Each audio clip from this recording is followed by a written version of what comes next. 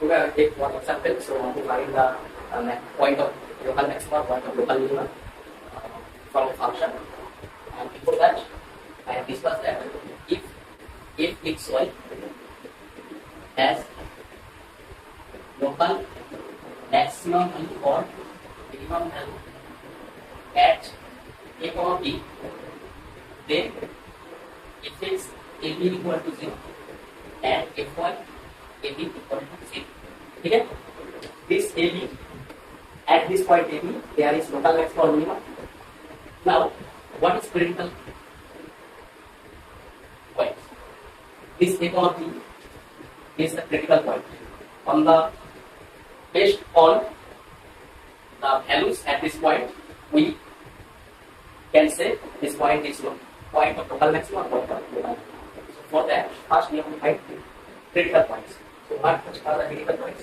What is let a function from a domain to R, that is here to function, and here D is here, D is subset of R. That is any function from xy to this R.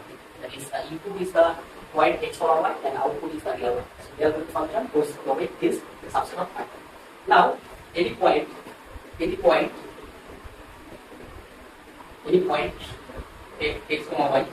from this domain at which f of x and f of y both 0 is all critical points.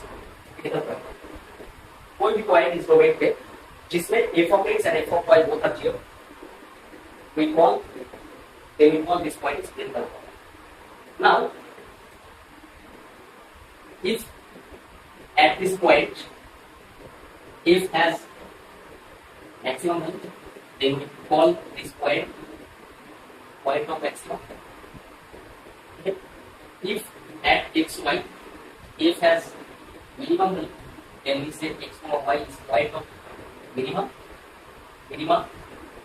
Similarly, if x comma y if has max or min, a coefficient max और min